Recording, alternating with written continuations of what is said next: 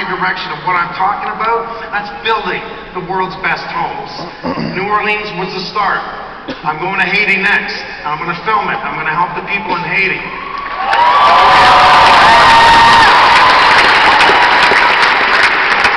I have an idea. How would a couple of you like to come to Haiti with me?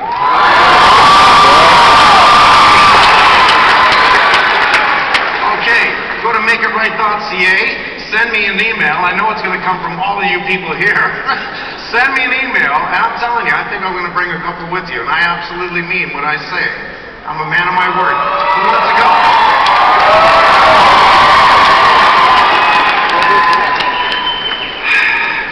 Younger, I was wondering why things were falling apart, why it wasn't working.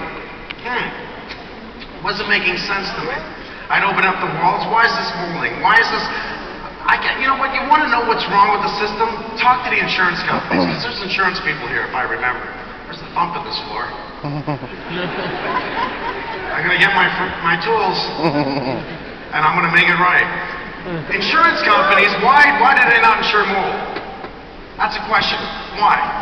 Because everyone has mold. The question is, how much mold do you have? That is the absolute question. Everyone has mold. Insurance companies would go broke. Do you know we can build 100% mold-free? Think about my bottle of water sitting here. What's happening right now? Because it's kind of warm in here. I got cold water in here. What's it doing on the outside of the bottle? Condensation.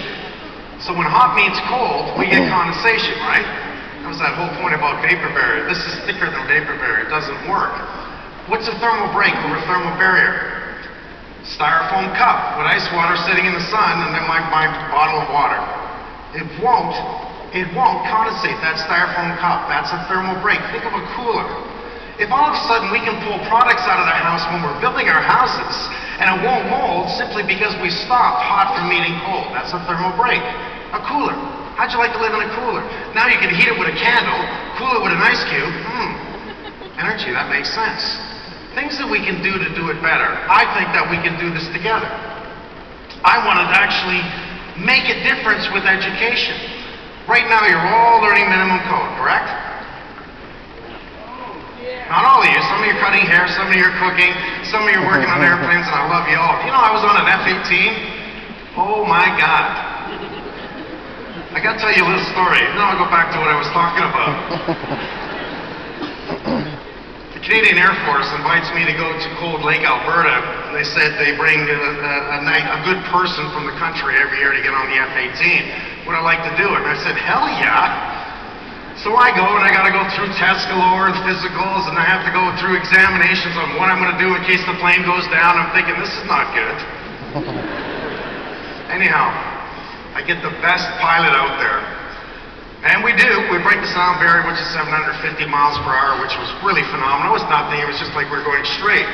It was the 3 dogfights afterwards that really freaked me right out. I'll give you just a little bit about this. We're way up there. We take off on the runway. We do this, 10,000 feet straight up. And I swore my head off when I got to the top because I was so surprised on how incredible feeling that was. You can't even imagine a roller coaster being close to it. So, as he's up there, he says, you comfortable? I go, yeah, that was pretty good. He says, okay, we're going to do 1 G left, 2 Gs right. You know what Gs are, right? It doubles your body weight for every G on the plane. So I go, okay. He says, you ready? I go, yeah. Boom, 1 G left, 2 Gs right. I swore again. And I said, wow, that was pretty wild. He says, okay, now we're going to do 3 Gs left, 4 Gs right. And I went, okay, now I'm wearing the G-pants and everything, and I'm strapped into the plane like I've never been strapped in before. I couldn't even pick my nose if I wanted to. 3 Gs left, 4 Gs right. Oh my God. After that I said, how many Gs are we going to do today? 7 Gs. 3 dogfights later. I'm telling you, oh my God. I don't even want to get into it because it's just too exciting. But that's something you guys can do too. How'd you like to do that? All right, getting back to my story. What happened? Why did things start to fall apart? Why is the industry sucking?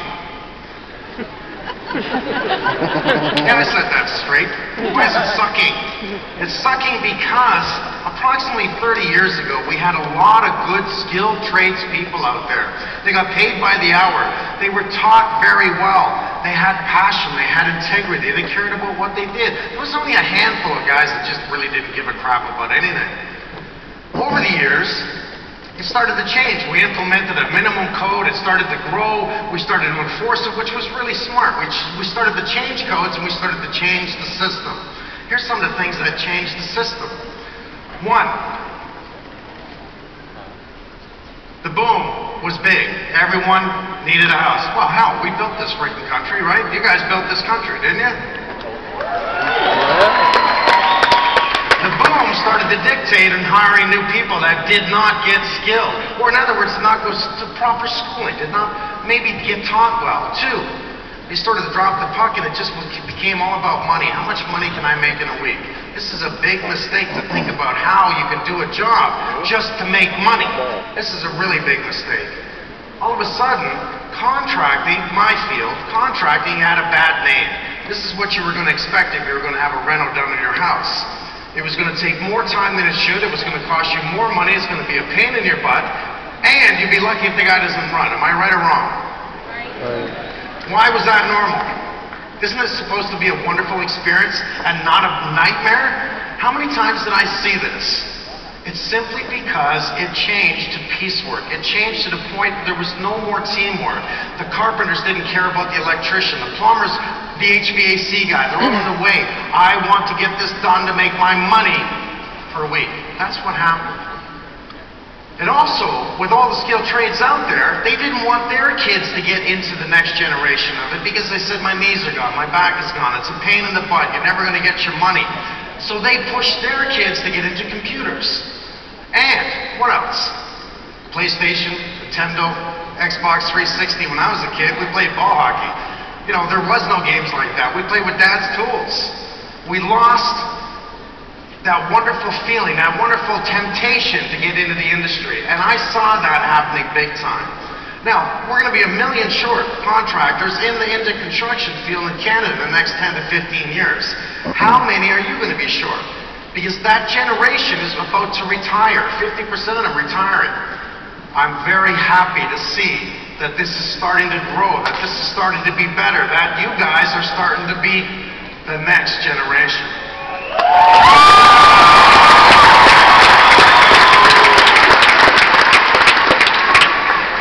You sort of have to care about what you do. You sort of have to love your job, because if you don't love it, I'll give you an example. You have 2 chefs. These are skilled trades are chefs as well. Who's chefs? Who wants to be a chef? Because I love to eat. I am a contractor. We have 2 chefs, okay? One does not like their job. The other one loves their job, and they're cooking a simple dinner. Which dinner do you want to eat from what chef?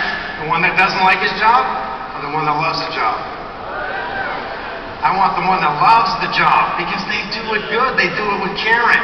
Now, something that has really been impressive to me in the last many years is women getting into the skilled trades.